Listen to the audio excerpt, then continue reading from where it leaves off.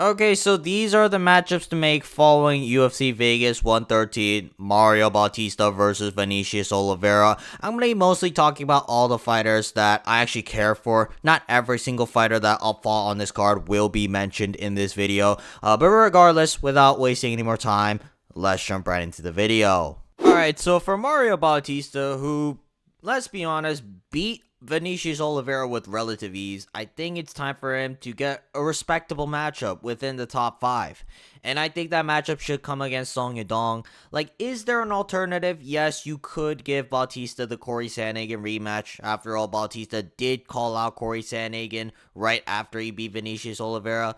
But I like more fresh matchups, right? I know that Bautista originally fought Corey Sandhagen on short notice, but I just want to see a fresh matchup. I know that Song Yadong's not all that active, but still, though, do want to see this fight because rankings-wise, it makes a lot of sense. I think stylistically, it would also be very interesting. You know, can Bautista implement his grappling against someone, although who hasn't been tested a lot in the grappling, he's very hard to take down at will. And how will Bautista look on the feet against a dangerous power striker like Song Yadong? All right, I'm very interested to see how this matchup will play out. Do I think it's going to happen? Probably not, but I do want to see this fight over the Corey Sandhagen rematch. So I want to see Mario Bautista versus Song Yadong, and then the winner can fight for a possible title elimination bout in the bantamweight division. Moving on to Vinicius Oliveira, he kind of got dominated by Mario Bautista, but in hindsight, Mario Bautista is a top 5 contender-ish kind of guy. So I do think that this is the end for Vinicius Oliveira. That being said, though, I do think he has to fight down in the rankings. Now, I will say this, everybody outside of the top 10 is coming off a loss, so I don't want anybody within the top 15 to really fight each other. All right, so I want to see Vinicius Oliveira fight someone who's on a hot win streak, who can get into the rankings technically right now, and that someone is Farid Basharat. All right, Basharat also fought on UFC Vegas 113 against Jin Matsumoto. It was a very close fight, but I do think that Farid Basharat won. Considering both of these guys fought on the same card, I do think that their time schedules will match up, and I think that Farid Basharat, he has a grappling chance against Vinicius Oliveira, but Vinicius Oliveira might just be able to put his ass out on the feet. So I think this is a good fight to make. All right, let's see whether or not Farid Basharat can actually step it up against like a ranked opponent. All right, he's been beating a lot of guys, but I don't know, none of them are really ranked caliber. So I am interested to see whether or not Farid Basharat is good enough to get into the rankings, and I think Vinicius Oliveira is the guy to fight if you want to prove that you're good enough to get into the rankings of the bantamweight division. Moving on to Kyoji Horiguchi. He dominated Amir Albumzi. It was about as what we expected.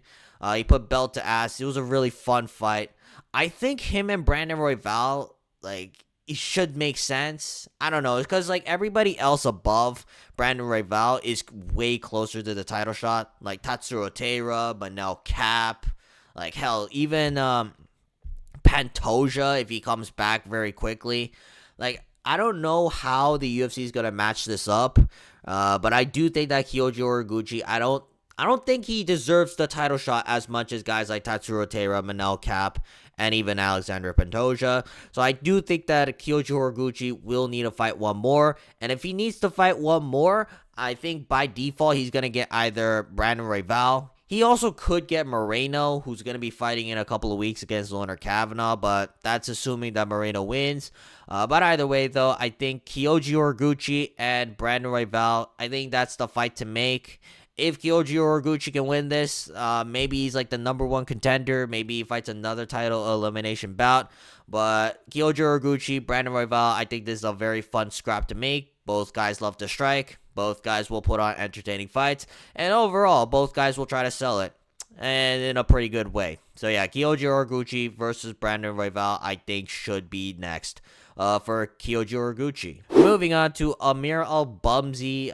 Guy got dominated by Kyoji Horiguchi. I mean, it was kind of expected, but still, though, Amir Albumzi, like, how is he still in the top 10?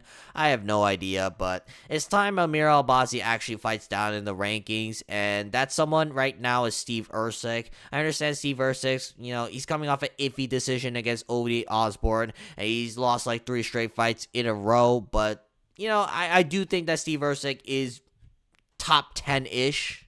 All right, so I do think that one of these guys will inevitably be out of the rankings in a couple of years. So I think why not have them fight each other, and the winner of them can still stay within the top 10. I'm going to assume that Steve Erceg can beat Amir Albumzi because I genuinely don't understand how Amir Albumzi is even ranked in the year of 2026. But either way, though, Amir Albumzi versus Steve Erceg, considering where they're at in their careers, I think this makes a lot of sense. Like, you can also give Amir Albumzi some, like, random vet, like Tim Elliott, but let's be honest, the UFC is not going to do that. Tim Elliott's probably going to get fed to another prospect. So, yeah, Amir Albumzi and Steve Erceg, I think this is the fight to make. And the loser of this can probably get out of the rankings, at least out of the top 10 of the flyweight division. Moving on to Rizvan Kuniev. Beat Jailton Alqaeda in one of the worst fights I've ever seen, but he still won. All right, so I guess he's going to deserve a jump up in competition. I have him fight Pavlovich. Pavlovich, he's on a sneaky win streak right now. He beat Waldo Cortez Acosta. He beat Jairzinho Rozenstruik before that. I think this is where we see the old Pavlovich back, all right?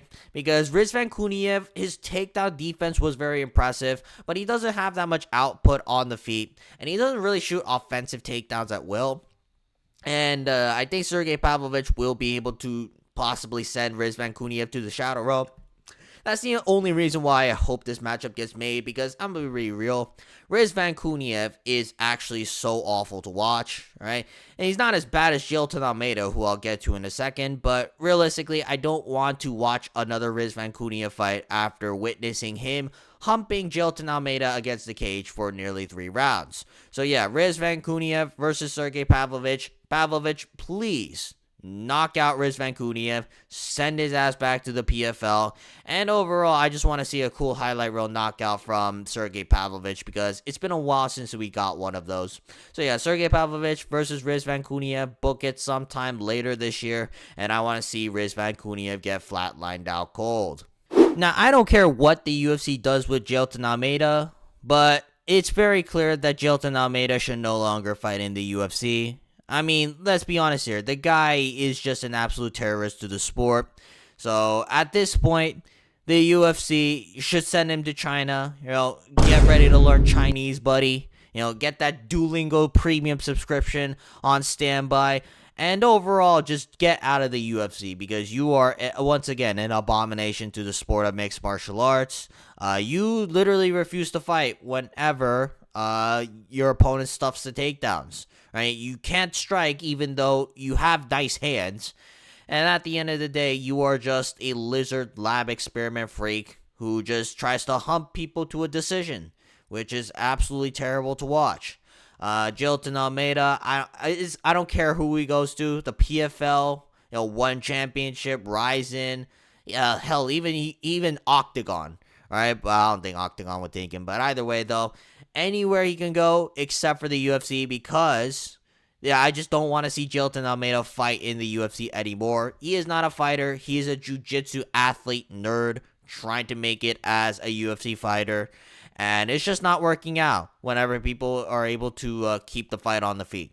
So yeah, Jailton Alqaeda, I don't care where you go, but you can't fight in the UFC. So yeah, prepare to learn some Chinese or Spanish. I don't care what you do, just don't fight in the UFC anymore. Moving on to Michal Olekseijczuk, who's on a 3-fight win streak. Granted, not against the best levels of opposition, but still though, he's on a 3-fight win streak. I think it's time for him to get a jump up, and that jump up, I believe, is Abus Magomedov. Now, Abus Magomedov was just recently in the rankings, until he got ragdolled by Joe Pyfer. That being said, though, I do think that Abus Magomedov is still pretty solid. So I do want to see Michal Olekseijczuk get a jump up. Maybe not a ranked opponent, though, because, again, he has looked iffy in his fight with Marc-Andre Barriault, and he's only on a 3-fight win streak against, like, not the best levels of competition at middleweight.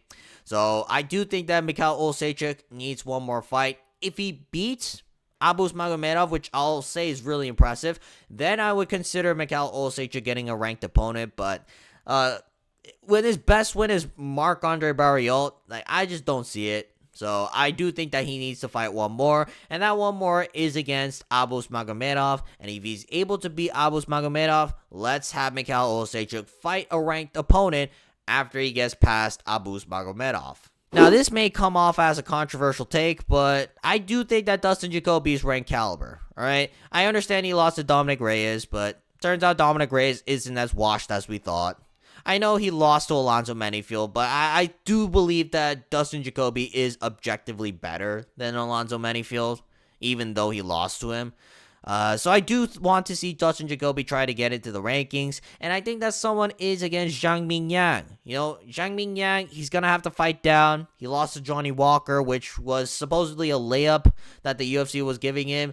But unfortunately, he was not able to defend any of the calf kicks and just got TKO'd by Johnny Walker in the process. So he's obviously going to have to fight down. And I think that's, he's going to have to fight Dustin Jacoby, who's very solid, all right? I know he's had a lot of losses, but that's against decent level competition and Alonzo Menifield, which I'm going to say right now it was low-key kind of a fluke. So, yeah, Dustin Jacoby and Zhang Mingyang. I think this is a great fight to make. You know, you could book this sometime in the China card. All right, I do think that Dustin Jacoby will be down to fight Zhang Mingyang. And I do think that Dustin Jacoby can beat Zhang Mingyang. I wouldn't be surprised one way or the other, however the fight goes. But either way, though, Dustin Jacoby, Zhang Mingyang, I think this is the next fight to make considering where both of these guys last ended up in their last fights. Moving on to Danill Donchenko, who basically beat the shit out of Alex Morono. Somehow couldn't get him out of the way, though, which I was very surprised to see. But I do think that Danill Donchenko should slow his roll down a little bit. He is only 24 years old. He has time to develop his game. And I think the UFC should continue to feed him absolute cans like Basil Hafez. Right? Danill Donchenko will be able to develop his skills, give him like 1-2 more cans, and then after that we can actually give him sizable steps up in competition. But either way, though, I think for now we gotta give him cans like Basil Hafez. Let's see whether or not Danill Donchenko can flatline Basil Hafez in the first round. After all, Basil Hafez does have a pretty tough chin. But I do think that this would be an interesting fight to make, considering how crazy Danill Donchenko is in terms of activity and pace, and let's see whether or not he can flatline Basil Hafez in the first round. Moving on, we got Nikolay Verretenikov, who TKO'd Nico Price in the first round. I don't really rate that. Like, let's be honest here, Nico Price should have retired like ages ago, and I will say, though, it was a pretty clean KO, but I can't rate it all that highly considering it's Nico Price. That being said, though, I don't think Nikolay Verretenikov is going to get, like, massive jumps up in competition, so let's have him fight Santiago Ponzinibbio. You know, Ponzinibbio is another unk of the division. The only difference is that he's not completely washed like Nico Price. So let's have Verretenikov fight another unk in the division who's not completely washed, all right? Santiago Ponzinibbio, I know he's coming out that loss to Daniel Rodriguez, but Daniel Rodriguez is ranked somehow, so I guess it's not that bad of a loss.